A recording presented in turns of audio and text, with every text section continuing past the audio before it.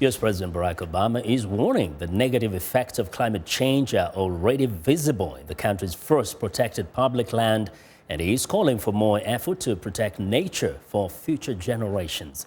Mr. Obama addressed the need for conservation during a weekend visit to Yosemite Park, a 300,000-hectare national park in Central California. VOA's Zlatitsa Hoke reports.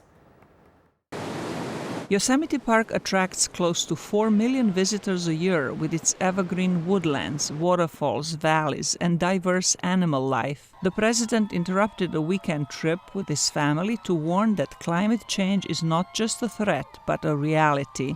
I was talking to some of the rangers here. Here in Yosemite, meadows are drying out. Bird ranges are shifting farther northward. Alpine mammals like pikas are being forced further upslope to escape higher temperatures. Yosemite's largest glacier, once a mile wide, is now almost gone. Obama has used his authority to protect more than 100 million hectares of land and water from development. He has also established the first ever national carbon pollution standards for power plants, a large source of carbon pollution.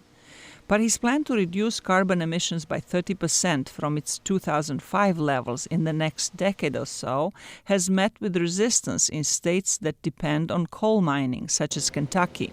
Companies that sell mining equipment and others linked to the coal industry also are concerned. We'll just be outsourced. Other places that are locally that are trying to do business here that don't have a global reach like we do, it's going to be increasingly difficult for them to try and keep up. Meanwhile, some environmentalists in Europe criticize the United States for perpetuating the world's pollution problem by exporting its coal to other countries.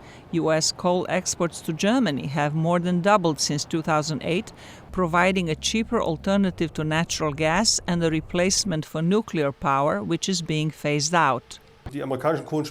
American coal plays a relatively big role on the European coal market because it is interesting with regards to price, since the U.S. doesn't use so much coal anymore because of their use of shale gas. The United States this year marks the 100th anniversary of its National Park Service, a system that includes more than 400 outdoor sites throughout the country.